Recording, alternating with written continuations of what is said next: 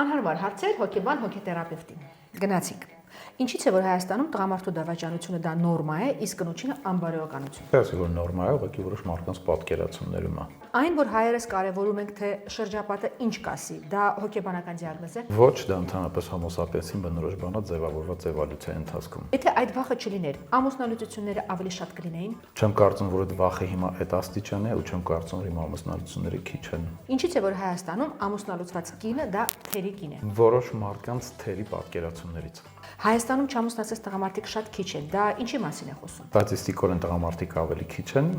պլյուս կան նաև ուրիշ գործոններ, սոցիալական ճնշումը։ Երբ ես ամուսնանալու կամ դեռ երեխա չունես, հարցերին ինչպես կարելի է պատասխանել, որ այլևս չհարցնեն։ Չկա տենց պատասխան։ Ինչ պահվածք է բնորոշ տագնապային մարդկանց։ Անորոշության նկատմամբ ցածր տոլերանտություն, դիստրեսի նկատմամբ ցածր տոլերանտություն եւ գերվերահսկողություն։ Ինչն է մարդկանց դարձնում տագնապային։ Դաստիարակությունը, անհատական փորձը, նաեւ որոշ կենսաբանական նախադրյալներ։ Որևէ կպչուն մտքի օրինակ կբերեք։ Պետք է անպայման հիմա ես 7 անգամ ես շարժումով ձեռքերս լվանում, որ հանգարց որևէ բան չանցնի։ Ճիշտ է արդյոք, որ ուժեղ կամ ավտորիտար կանանց որդիները մեծամասնությամբ թուլակամ են։ Ոչ, դա ուժի հետ կապ չունի, դա գերխնամքի հետ կապ ունի։ Ինչ է կարծում հայ ընտանիքների մեծ մասում մատրիարխատ է թե պատրիարխատ։ Թաքնված մատրիարխատ գուցե։